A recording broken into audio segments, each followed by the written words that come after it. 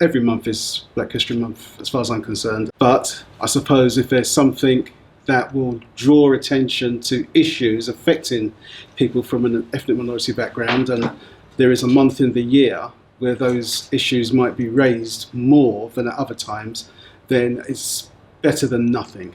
But the actual concept, I think, is a nonsense.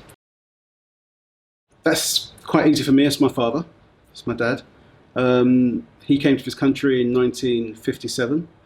He'd done something that I know I could never have done. I don't think I would have had the guts to have left the Caribbean and come to a cold, grey country and make a life here, you know. But he is my hero in so many different ways. He came with nothing. He got a trade. He became a welder and a plumber. He, along with my mum, they both worked incredibly hard.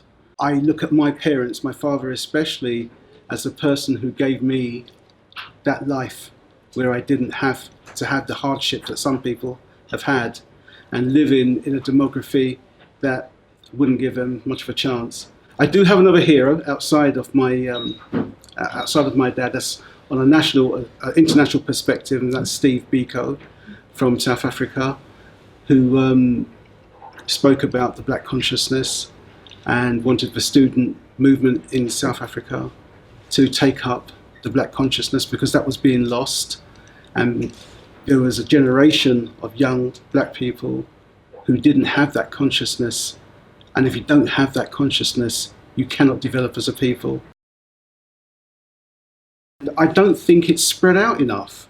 You know, you should be able to have role models from across the spectrum, people in the arts, in the literatures, people who are just everyday. And I just don't feel we have enough. At 16, I didn't know where I was going. I didn't know what I wanted to do. I knew I hated metalwork, so I didn't want to go into certain trades. And I think if I was able to give myself advice at the age of 16, put a plan together, have a plan A, have a plan B, know what your strengths are, recognize your weaknesses, but work towards your strengths.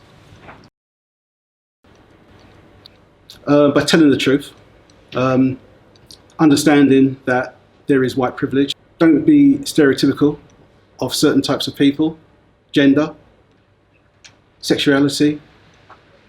Don't pay lip service. If you're going to pay lip service, then forget it. Understand the demography. Understand societal issues. If you can understand those, then you can start to bring them into the workplace. But if you don't understand those, then you're always going to fail. And you're going to fail because you're never going to represent people properly. So look at your workforce. Look at the strengths and weaknesses of your workforce.